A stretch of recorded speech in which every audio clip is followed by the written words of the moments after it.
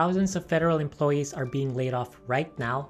I personally have clients and friends who have been furloughed, about to get laid off, or worried about their job security. A massive reduction in force, otherwise known as RIF, is underway, and entire government agencies are cutting jobs, downsizing staff, and offering buyouts. So if you've just been laid off, what can you do right now to protect your future? 3 quick things. Step 1, file for unemployment before delays hit. Step 2, don't lose your health insurance, cheaper options exist. And step 3, lock down your finances so you don't run out of cash. These are really hard times, but I'm going to walk you through exactly what you can do step by step so you can make wise financial decisions even if you lose your job. Let's get into it.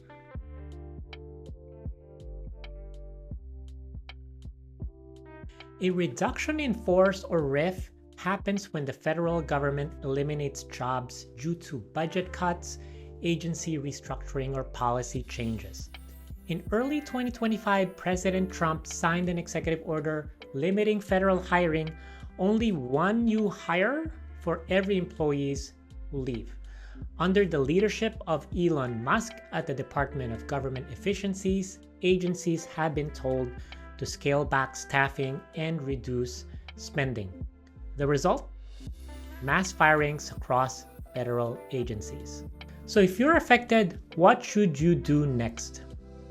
Let's go step by step to make sure you're financially secure. Step number 1, apply for unemployment benefits. You'll want to file for unemployment in the state where you worked. It could be in DC, Maryland, or Virginia, or somewhere else.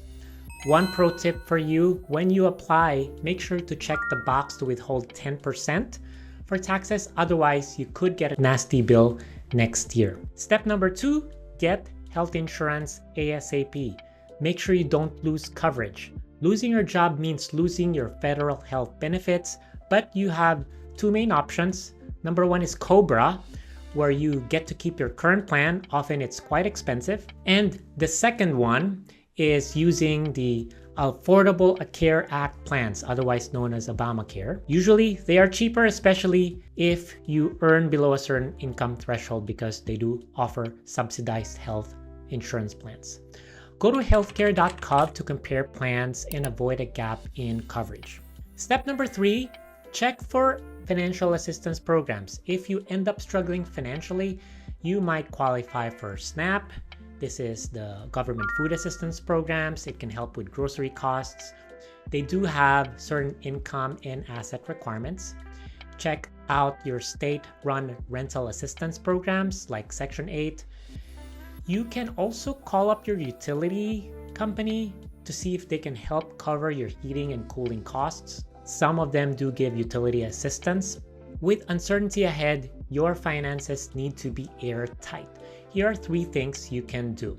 Number 1, create a lean budget. Cut non-essential expenses like dining out, membership that you don't even use anymore, or any streaming services that you don't need anymore. Number 2, negotiate bills. You'll be surprised, some vendors are willing to work with you during hard times to lower payments.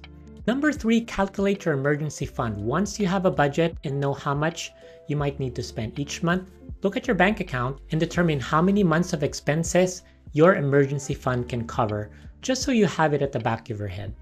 Here's a bonus tip for you. If you own a home, you can explore applying for a HELOC, home equity line of credit.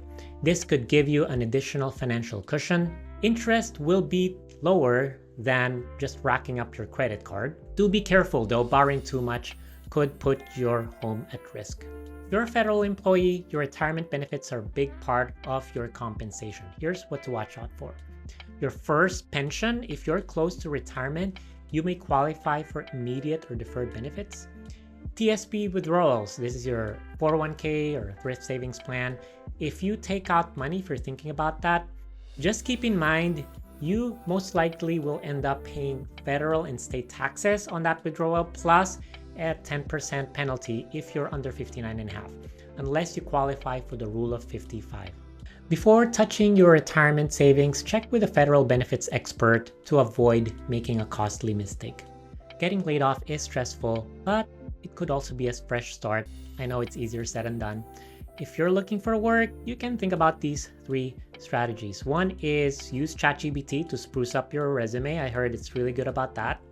Number 2, consider remote work. There are several reputable work from home job sites that you can check out. And number 3, you can think about starting a side hustle. You can do freelance work, tutoring, or any work that can bring in extra income.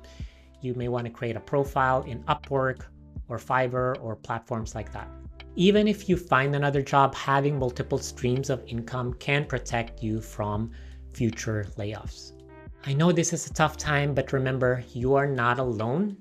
At District Capital Management, we specialize in helping federal government employees navigate financial uncertainty.